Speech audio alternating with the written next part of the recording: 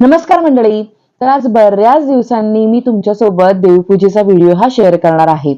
तर हा संकष्ट चतुर्थीचा व्हिडिओ आहे.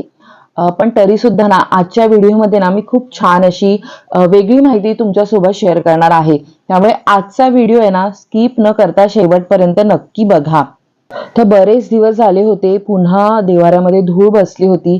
कारण हा पांढऱ्या रंगाचा देवारा असल्यामुळे मला धूळ ही सतत स्वच्छ करत राहावी लागते. त्यामुळे थोडीशी आज डीप क्लीन नव्हतं केलं मी, वरवरच ही धूळ स्वच्छ करून घेतली. आणि मला आतमधलं आसन वगैरे पण सगळं चेंज करायचं होतं आणि हिरव्या रंगाचं मी आज ठेवलं होतं. मला ना संपूर्ण हा चैत्र महिना असं वाटतं की हिरव्या रंगाचेच वेगवेगळे शेड्स आपण देवाऱ्यामध्ये वापरावेत. त्यामुळे आज मी वेगळ्या डार्क रंगाचं असं हे बैठकीचं आसन हे वापरलं होतं. आणि स्वामींना सुद्धा एक छान असं हिरव्या रंगाचं माझ्याकडे वस्त्र आहे ते परिधान करून घेतलं होतं. आज सगळे देव सुद्धा छान असे लख्ख स्वच्छ करून घेतले होते. त्यांची व्यवस्थित अशी मांडणी करून घेतली. आणि अर्थातच आज संकष्ट चतुर्थी असल्यामुळे मी सर्वप्रथम बाप्पांचा हा अभिषेक करून घेतला. आणि मला माहित नाही, अभिषेक केल्यानंतर मला असं वाटायला लागलं की जे आपण स्वामींना जे वस्त्र घातलंय ना हे थोडंसं डल वाटतंय. मग त्याच्यानंतर ना मी पुन्हा थोड्या वेळाने ना ते वस्त्र चेंज केलं आणि माझ्याकडे जे येल्लो जुनं वस्त्र आहे ते पुन्हा स्वामींना घालून घेतलं. तर तुम्ही पुढे जेव्हा बघालच, जेव्हा मी पूजा तुम्हाला दाखवीन ना तेव्हा तुम्हाला कळेलच की मी सगळं म्हणजे मांडणी तीच ठेवली होती, पण स्वामींचं वस्त्र मी चेंज करून घेतलं होतं. तर आज गणपती बाप्पांना छान मी दुधाने पंचामृताने असा अभिषेक करून घेतला होता. आणि अभिषेक करताना तुम्ही अथर्व शीर्ष सुद्धा म्हणू शकता. तर गणपती बाप्पाला ना तुम्ही अभिषेक करता करता सुद्धा अथर्वशीर्ष हे म्हणू शकता. आणि जर तुम्हाला अभिषेक करताना अथर्वशीर्ष म्हणणं हे कठीण वाटत असेल तर तुम्ही माझ्यासारखं सुद्धा करू शकता. सर्वप्रथम तुम्ही गणपती बाप्पांना व्यवस्थित अभिषेक करून घ्या आणि त्याच्यानंतर तुम्ही जलदारी ही गणपती बाप्पावरती ठेवू शकता. अभिषेक पात्रामध्ये तुम्ही पाणी किंवा पंचामृत पंचामृत अभिषेक पात्रामध्ये अर्थातच आपण गळतीमध्ये ठेवू शकणार नाही, कारण की दही हे थिक असतं त्यामुळे ते त्यातून जलधारेमधून तितकं पडू शकत नाही. पण तुम्ही दुधाचा हा अभिषेक ठेवू शकता संततधारेमध्ये किंवा साध्या पाण्याचा ठेवला तरी चालतो. आणि तो अभिषेक होत असताना तुम्ही अथर्वशीर्षाचं पठण हे करू शकता. आणि त्यानंतर मग तुम्ही आरती वगैरे नेहमीची आपली ही करून घेऊ शकता. तर मी तरी मला जितक्या वेळा जमेल तितक्या वेळा अथर्वशीर्ष म्हणते. काही वेळा 21 वेळा जमतं, काही वेळा 11 वेळा. तर तुम्हाला जमेल तितक्या वेळा तुम्ही म्हणू शकता. आता दररोजच्या पूजेमध्ये बघा आपल्याला 16 उपचारांनी पूजा करणं हे शक्य नसतं. 16 उपचारांनी पूजा करणं म्हणजे षोडोपचार पूजा. त्यामुळे रोजच्या पूजेमध्ये आपण सर्वात सोपी आणि प्रचलित पद्धत वापरतो ती म्हणजे पंचोपचारी पूजा. याचाच अर्थ गंध, फूल, धूप, दीप आणि नैवेद्य. तर यात भावपूर्णपणे आपण आपल्या मूर्तीची किंवा आपल्याकडे जर फोटो असेल त्याची पूजा करतो. तर सर्वात प्रथम आपण देवांना गंध लावून घेतो, म्हणजे देवांना आपण चंदनाचा टिळा लावतो. त्यानंतर पुष्प अर्पण करतो, म्हणजे देवांना फुलं आणि पत्री, जसं की पत्रीमध्ये बघा बेल येतं, दुर्वा येतात, तुळस येते. मग त्या त्या देवांना आपण त्या गोष्टी ह्या अर्पण करायच्या असतात. त्याच्यानंतर देवाजवळ आपण अगरबत्ती लावून घेतो किंवा तुम्ही धूप सुद्धा लावू शकता. मग देवासमोर आपण आपल्याला तेलाचा दिवा लावायचा असेल तर तो लावावा किंवा तुपाचा जर तुम्हाला लावायचा असेल तर तो सुद्धा लावू शकता. दीप लावून घ्यायचा आणि त्याच्यानंतर सर्वात शेवटी आपण देवांना नैवेद्य अर्पण करतो. मग त्यामध्ये तुम्ही फळ, साखर, पेढे असा कोणताही पदार्थ अर्पण करू शकता किंवा संपूर्ण जर तुम्ही देवांसाठी जेवणाचा जर नैवेद्य केलेला असेल तर तो सुद्धा हा दाखवू शकता. तर अशा प्रकारे विशेष दिवस असेल तेव्हा नक्की व्यवस्थित अशी पंचोपचारी पूजा तरी करून घ्यावी. कारण आपल्याला प्रत्येक वेळी 16 उपचारांनी पूजा करणं हे शक्य नसतं. आणि मी ह्या गणपती बाप्पाचा ना एक शॉर्ट व्हिडिओ मागच्या वेळी सुद्धा शेअर केला होता तुमच्या सोबत.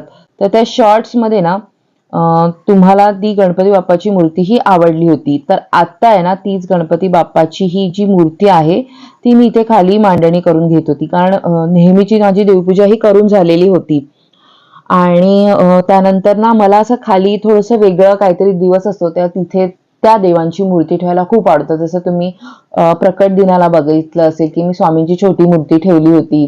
संकष्टी असते तेव्हा छोटी गणपती बाप्पाची माझ्याकडे ज्या वेगळ्या मूर्त्या आहेत जे मी पूजेमध्ये नाही वापरत, किंवा फोटो असतो, किंवा देवीचे चरण तुम्ही चैत्र नवरात्रीमध्ये बघितले होते की तेव्हा मी देवीचे चरण इथे ठेवले होते. तर म्हटलं आज माझ्याकडे ही गणपती बाप्पाची मूर्ती आहे. तर ही मूर्ती मी कुठून आणली होती, तर ही मूर्ती आम्हाला गिफ्ट मिळाली होती. तर कशी ती मूर्ती आमच्याकडे आली होती ते सुद्धा सांगते. कारण की बघा, साऊथ बॉम्बे मधला सर्वात फेमस एरिया आहे तो म्हणजे दत्तात्रय बिल्डिंग. तर जे लोक त्या साईडला राहत असतील त्यांना माहित असेल. तर आता ही जी तुम्ही माझ्या हातात मूर्ती बघत आहात त्याच्यावरती लिहिलंय बघा, 100 वर्ष या गणपतीच्या मूर्तीला झालेले आहेत, म्हणून ह्याच्यावरती शतक महोत्सव असं लिहिलेलं आहे. आणि ही मूर्ती आहे चिखलवाडी सार्वजनिक गणेश उत्सव मंडळाची. तर जवळजवळ 100हून अधिक वर्ष ह्या सार्वजनिक गणेश उत्सव मंडळाला झालेली आहेत. आणि त्या निमित्ताने 2024 साली यांना 100 वर्ष हे झालेलं होतं, ते त्यांचं शतक महोत्सवी वर्ष होतं. त्यामुळे त्या मूर्तीची छोटी प्रतिकृती ही त्यांनी तिथे ठेवली होती, म्हणजे भाविक तिथे येऊन त्या मूर्ती खरेदी करतील किंवा त्यांच्या रिलेटिव्हजला वगैरे ती मूर्ती देतील. तर तसंच माझ्या नणंदेने ही मूर्ती आमच्यासाठी खरेदी केली होती. तर त्यामुळे ही चिखलवाडीची मूर्ती आमच्याकडे आहे. तर आम्ही मूळ रहिवासी, म्हणजे माझे मिस्टर हे मूळचे चिखलवाडीचे आहेत, तिथले रहिवासी आहेत, त्यामुळे ती मूर्ती आमच्याकडे अशा प्रकारे आली. तर बघा, खूप सुंदर अशी ही रेखीव मूर्ती आहे. जर तुम्ही माझे नेहमी गणपतीचे वगैरे व्लॉग्स बघत असाल तर सार्वजनिक गणपतीला मी जेव्हा पण जाते, मी चिखलवाडीचा गणपती दरवर्षी दाखवते, मी तिथे जाते नमस्कार करायला. आणि ती जी गणपती बाप्पाची मूर्ती आहे ती मला खरंच खूप आवडते, कारण त्याचे डोळे इतके जिवंत आहेत, असं वाटतं की खरोखर आपल्याकडे बाप्पा बघत आहे, इतके सजीव असतात त्या बाप्पाचे डोळे. आणि तिथे सजावट सुद्धा खूप छान केलेली असते, अगदी साधं सिंपल, अजिबात तिथे गर्दी वगैरे नसते. त्यामुळे तिथे जाऊन गणपती बाप्पाचं दर्शन घ्यायला मला खूप आवडतं. तर ही होती स्टोरी की कुठून आमच्याकडे ही मूर्ती आली. तर ह्या गणपती बाप्पाची तुम्हाला अजून एक गोष्ट सांगते की हा जो गणपती बाप्पा आहे ना, ह्याची स्थापना 1925 साली झालेली होती. आणि तेव्हापासून ह्या गणपती बाप्पाची बघा आता 5वी किंवा 6वी पिढी ही आता या गणपती बाप्पाची देखभाल करत आहेत, तिथली सगळी देखरेख करत आहेत. तर असो, तर आता ना चैत्र महिना चालू आहे, तर त्याच्यामुळे ना मी हे चैत्रांगण इथे रेखाटत होते. तर गेरूने म्हटलं रेखाटण्यापेक्षा ना मी असे विचार केला की आपण एक काम करू शकतो की आपल्याकडे ब्राऊन रंगाची माझ्याकडे ऑलरेडी ना एक रांगोळी आहे, म्हणजे रंग आहे. तर मी तो पहिले असा छान असा बॅकग्राऊंडला लावून घेतला. आणि त्याच्यानंतर माझ्याकडे ना आता 2 साचे झालेत, कारण एक साचा मी आता जेव्हा देवदर्शनाला गेले होते तर तिथून मी घेतला आणि अवघ्या 30 रुपयामध्ये तो मला मिळाला. तर हे जे माझ्याकडे मार्बलचा जो पीस आहे तो राऊंड शेपमध्ये आहे, त्यामुळे मी जो गोलाकार आकारामध्ये माझ्याकडे रांगोळीचा साचा आहे तो वापरला. कारण की एक स्क्वेअर मध्ये पण आहे, पण ह्याच्यावरती गोल जर काढली तर छान वाटते, म्हणून मी त्याने काढून घेतला. आणि चैत्र महिना बघा हा अत्यंत महत्वाचा महिना असतो. ह्याच्यामध्ये तुम्ही जितकी देवाची सेवा कराल किंवा आपल्या देवीची सेवा कराल ती जास्त महत्वाची. कारण की बघा, चैत्र महिन्यामध्ये ना आपण सर्वात जास्त ही विष्णूची आराधना केली पाहिजे, आपल्या कुलदेवतेची आराधना केली पाहिजे. याशिवाय चैत्र नवरात्र जरी संपली असेल तरी सुद्धा चैत्र महिन्याची देवता ही बघा दुर्गा देवी आहे. आणि त्याशिवाय अनेक जण रामाची सुद्धा सेवा या चैत्र महिन्यामध्ये करत असतात. तर बघा, त्याच संदर्भात तुम्हाला एक महत्वाची मी माहिती देणार आहे. जरी आता रामनवमी संपलेली असली तरी सुद्धा अक्षय तृतीयेपर्यंत किंवा नेहमी सुद्धा ही सेवा तुम्ही करू शकता. तर एका श्लोकामध्ये संपूर्ण रामायणाचा सारांश आहे. तर असा तो जो श्लोक आहे तो तुम्हाला आज मी सांगणार आहे. आणि हा जो जप आहे ना तो कसा करायचा, त्याचे फायदे काय ते सुद्धा तुम्हाला सांगणार आहे. तर वाल्मिकी ऋषींनी रचलेलं रामायण आणि संत तुलसीदास यांनी लिहिलेलं हे रामचरित मानस हे दोन्हीही ग्रंथ प्रभू श्रीराम यांना अर्पण केलेले आहेत. पण तुम्हाला माहित आहे का, एक छोटंसं रामायण, त्याच्यामध्ये फक्त एक श्लोकी रामायण असं त्याला म्हणतात. तर या ना एका अद्भुत अशा श्लोकामध्ये संपूर्ण रामायणाचा सारांश हा समावलेला आहे. असं मानलं जातं की व्यक्ती एक श्लोकी रामायण श्रद्धेने ऐकते किंवा वाचते त्याच्या मनोकामना या पूर्ण होतात. आणि त्याला सर्व म्हणजे ज्या काही सुखसमृद्धी हव्या आहेत किंवा जी काही त्याची इच्छा आहे ही पूर्ण होती. तर एक श्लोकी रामायण हे रामायणाचं संक्षिप्त स्वरूप हे मानलं जातं, ज्यामध्ये केवळ एकच श्लोक असतो. त्यामुळेच याला एक श्लोकी रामायण असं म्हणतात.